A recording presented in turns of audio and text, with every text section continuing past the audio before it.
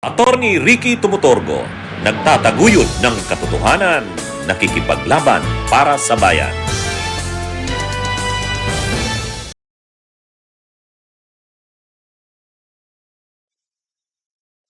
Mga kabunyog, mga kababayan, magandang araw po sa inyong lahat. Welcome po sa isang namang episode ng ating talakayan dito po sa aking bagong segment, Ang Take Ko, ni Attorney Ricky Tumutorgo. Mga kabunyog, ang bago kong segment na ito, ginawa ko ito dahil araw-araw maraming nagme-message sa akin. Attorney, anong take mo dito sa isyung ito?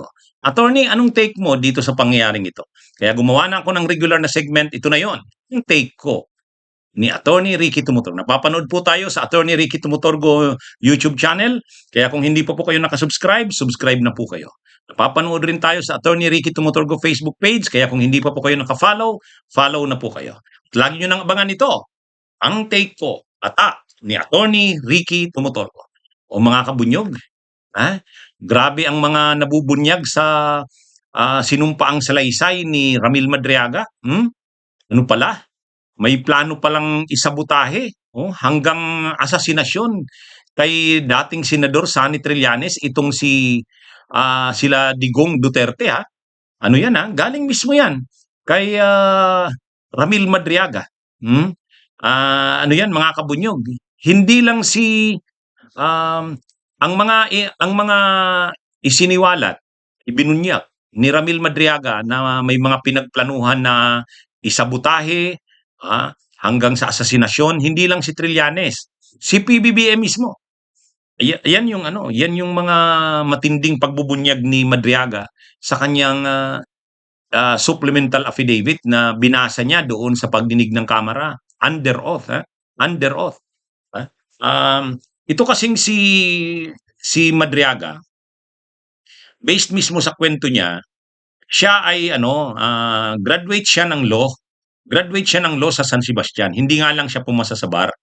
Pero magaling siya sa mga tungkol sa intelligence, mga security mga security concerns. Magaling siya sa ganon. Kaya noong panahon na yung yumaong congressman ng Parañaque na dating National Security Advisor, si Roy Lugoles, naging umano siyang staff nito. Naging isa siya sa mga pinagkakatiwalaan ni Goles. Ngayon, itong si Goles, si dating Congressman Goles, National Security Advisor, isa sa ang kanyang pinagtitiwalaan na asset pagdating sa mga intelligence gathering, mga usapin ng security, itong si Madriaga. Kaya nung si Roy Lugoles sumuporta kay Digong noon sa pagtakbo nito sa pagkapangulo noong 2016, nang sumuporta itong si Goles, pinakilala ni Goles kay Digong, kay FPRRD, itong si Madriaga. Kaya kumbaga na-establish yung tiwala ni Digong dito kay Madriaga dahil kay Goles. Kahit na nung namatay na si Goles, nandyan pa rin siya kay Digong. Nung si Digong ay presidente na, pinagkakatiwalaan pa rin siya ni Digong at maraming mga pinapagawa sa kanyang operations. Ginamit siyang yung kanyang pangalan, mga dummy accounts ni Digong. Ginamit. At saka siya yung kumukuha ng mga daan-daang milyon na mga pera galing sa mga Chinese. Sa mga Chinese na actually mga pangalan na nadadawit doon sa Farmally, sa mga illegal na pogo. Yun, nababanggit ni Madriaga. Pero ang isa sa pinagawa kay Madriaga na kwininto ni Madriaga sa kanyang testimonya, na pinapukusan sa kanya si Trillanes. Ibig sabihin, mainit na talaga ang dugo ni Digong noon kay Trillanes. Ay kasi naman, nung panahon ni Digong, presidente ito, hindi naman natakot si Trillanes.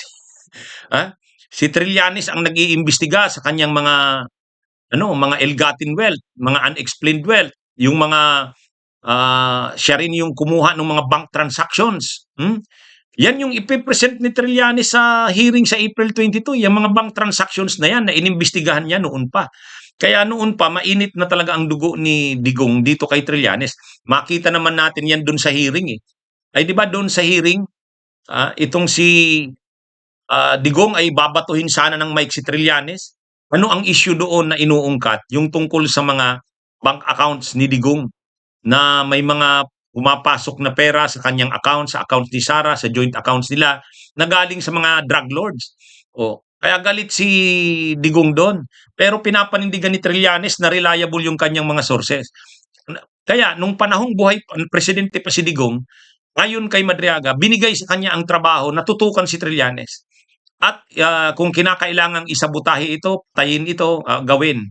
Hmm, 'Yun. Ano 'yan, yan yung laman ng testimonya ni ano, ni Madriaga. Kaya lang siyempre hindi naman 'yan napag-usapan kahapon kasi hindi naman 'yan tungkol sa impeachment ni Sara. Ibang bagay na 'yan. Pero dapat imbestigahan 'yan ng NBI, yang mga binunyag na 'yan ni ano, yang mga binunyag na 'yan ni Madriaga dapat imbestigahan ng NBI 'yan. Hmm? Seryoso 'yan. Seryoso yung ano, yung sinasabing pinagplanuhan, si PBBM, itong si Trillanes pinagplanuhan din ni Digong at ang binigyan niya ng task na subaybayan si Trillanes, parang ikahon ang mga movements nito, subaybayan ang mga galaw, at kung magkaroon ng pagkakataon na tirahin ito, sabutahihin ito, i-assassinate ito, gawin. Kaya lang nung bandang huli daw, medyo hindi na desisyonado si Digong. Kasi sabi ni Madriaga, ano daw, marami kasing mga kaibigan, siyempre mga ano, mga kilala si Trillanes sa loob ng AFP kasi dating PMA riyan, dating official ng Navy. So medyo mas magiging problema niya. Kaya yun daw ang dahilan bakit parang nagbago ng isip si Digong tungkol kay Trillanes na parang hayaan na lang 'yan. Pero nung una daw talaga, pinag-isipan talaga ng masama si Trillanes na isabotahe ito, kung kailangang i-liquidate ito, ililikida. Yun yung task sa kanya na binigay. Sabi ni Madriaga, dun yan sa kanyang sinumpaang salaysay, dun yan sa kanyang sinumpaang salaysay. Kaya ano ito, ewan ko kung anong gagawin ni Trillanes diyan. Baka mag-file ng reklamo niyan si Trillanes sa NBI para imbestigahan yon. At si Madriaga ang magpo-provide ng detalye niyan. Dagdag na naman ito sa mga krimen ng mga Duterte. Ha? Saka hindi naman talaga malayong ano totoo yung sinasabi ni Madriaga. Mainit naman talaga ang dugo ni Duterte kay Trillanes, kitang-kita naman natin. Actually nung presidente pa si Duterte, gusto niyang ibalik sa kulungan si Trillanes. 'Di ba? Pinapabawi sana yung amnesty, kaya lang wala walang basihan para bawiin. Tapos yun naman, pinaplano sana palang i-liquidate, birahin, isabotahe, i-assassinate kung ano man ang pwedeng gawin kay Trillanes. At ito ngang si Madriaga ang binigyan ng toka o task. Pero nagbago daw ng isip ng kinalaunan si Digong, sabi ni Madriaga. Pero yun, dapat imbestigahan yan, ano? Mga kabunyog, seryoso yung mga binunyag na yan ni Madriaga.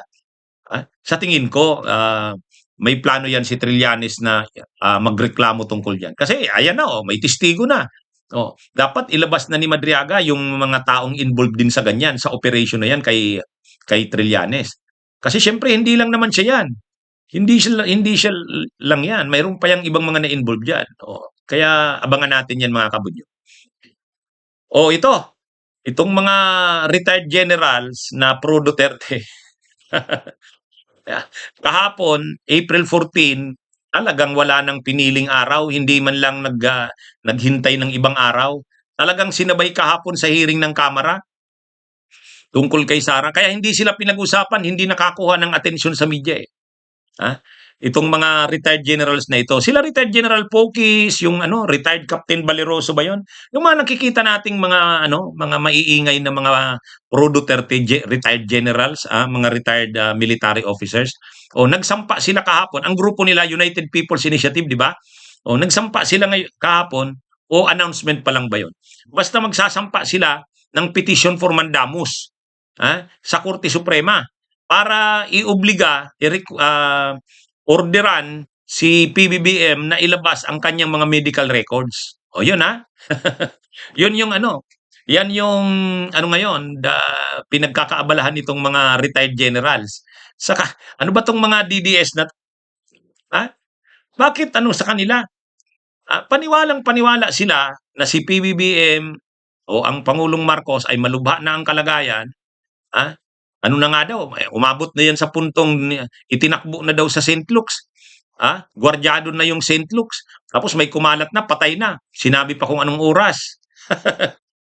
Talagang ano, itong tungkol sa issue ng kalusugan ng Pangulo, ginagawa itong issue ng mga DDS. Talagang ano nila ito, ah, malaking issue ito para sa kanila. Kaya ngayon, para maging buhay pa rin yung issue, kasi inano na, hinarap na ni ni PBBM, hinarap na. Nag-ano na siya, nag-jumping jack, nag-jogging doon sa compound ng Malacanang. Pinakita niya na malakas siya. Pinakita niya na healthy siya. Ay ayaw pa rin maniwala ng mga DDS. Nung nagpakita ng, halimbawa, nung April 9 ba yun, araw ng Kagitingan, pumunta siya doon sa Malbataan, yung ano doon, siya yung nanguna sa seremonya doon ng araw ng Kagitingan, ayaw maniwala, AI daw yun, AI. Ay wala. Ang mahirap kasi dito sa mga DDS na to, kahit naman anong kumbinsi mo dyan, na hindi totoo, na masama na ang kalusugan ng Pangulo, well, hindi naman maniniwala yung mga yan. Kasi ang gusto talaga nilang paniwalaan, na masama na ang kalusugan ng Pangulo, delikado na. Kaya, kasi gusto nila palabasin, delikado na ang lagay ng Pangulo, kaya ihanda na ang pagpapalit ni Sara Duterte. Ah, oh, ngayon mga kabunyog, mga kababayan, itong si PBBM, pinakita niya na nag-jogging siya, nag-jumping jack siya, ayaw pa rin maniwala ng mga DDS, ng mga pro Duterte na ito.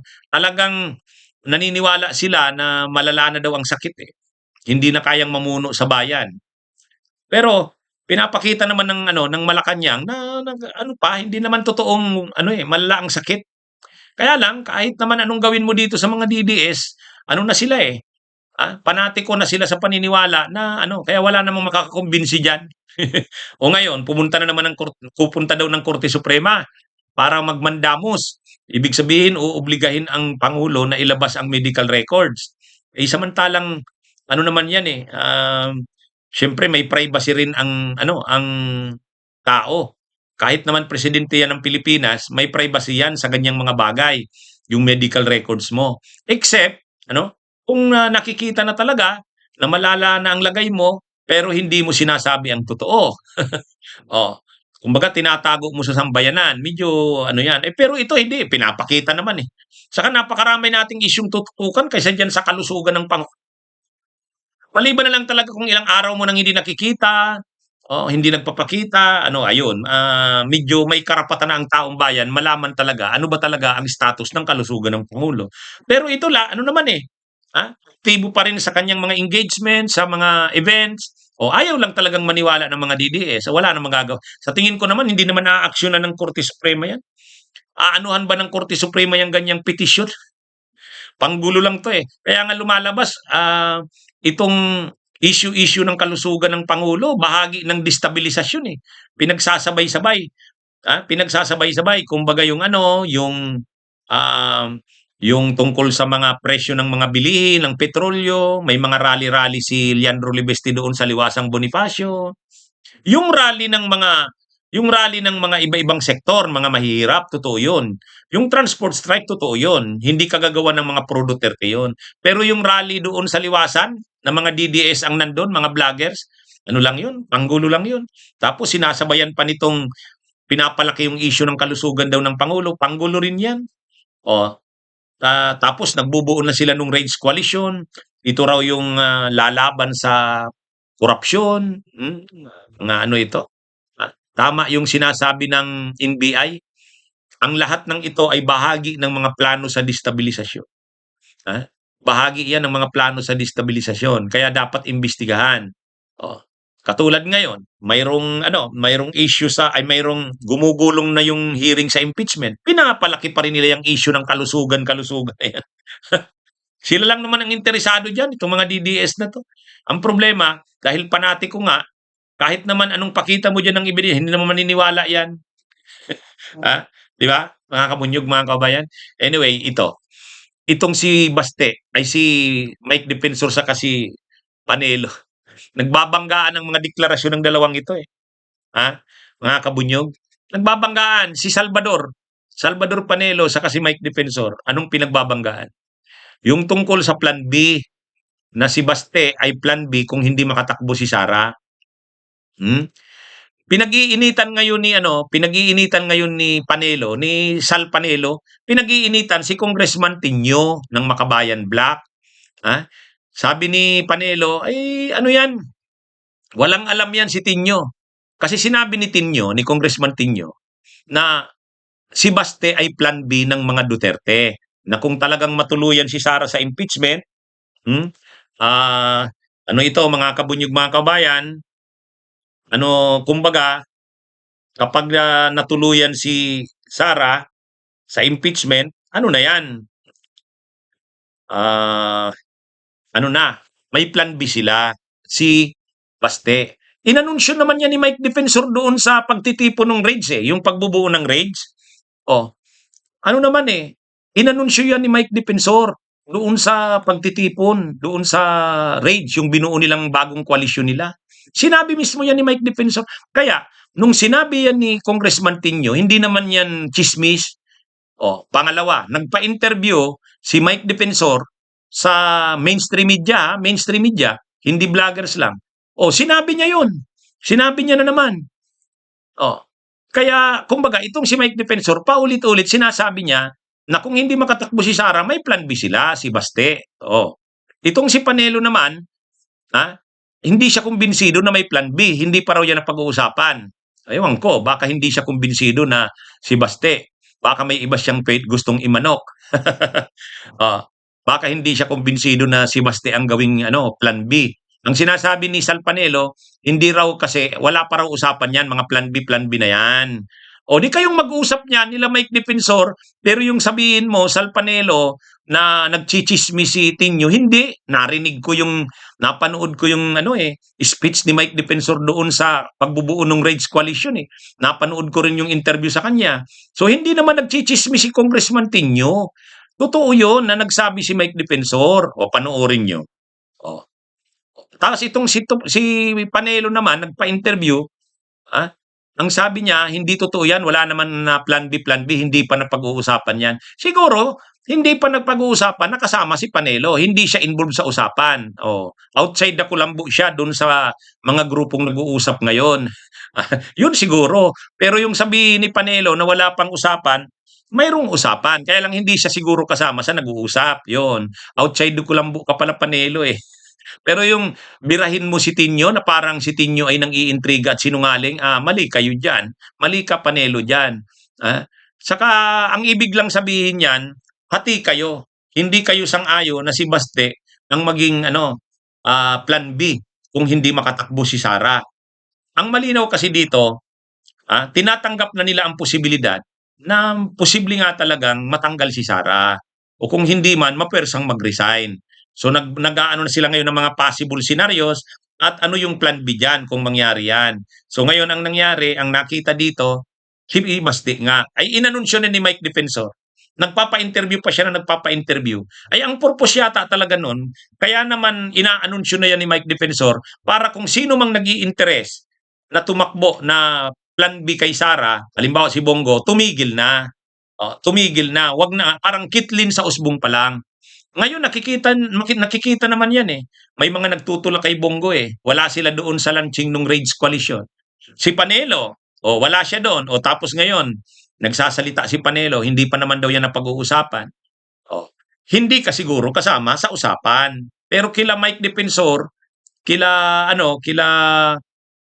Kusi, nag-usap na yata sila na si Baste ang Plan B. Anyway, bahala na kayo sa problema nyo yan. Pero ang sinasabi lang natin, yung sinabi ni Panelo na si Tinyo ay chismoso, na wala naman daw basihan. Gawa-gawa lang daw ni Tinyo yung kwento. Hindi. Mayroong yan. Napanood ko yan nang nag-speech si Mike Defensor doon sa sa pagbubuo ng Rage Coalition. Tapos nagpa-interview din siya sa mainstream media. Napanood ko lahat yan.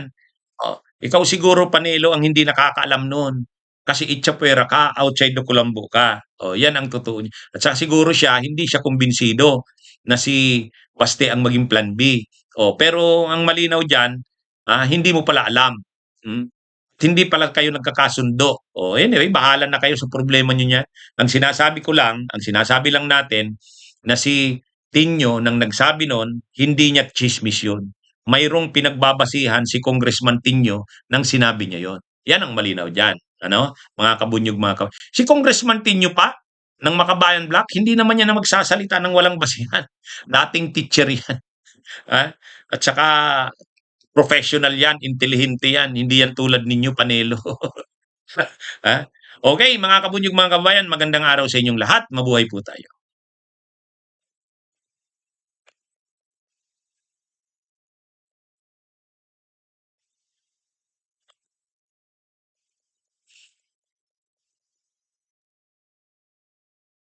Bunyog, bunyog, halikan na kasama ka. Bunyog, kapag buklod ay may pag-asa. Luzon, Visayas, Mindanao, isa ang pananaw. Sa bagong Pilipinas ang bunyog isisigaw. Bunyog.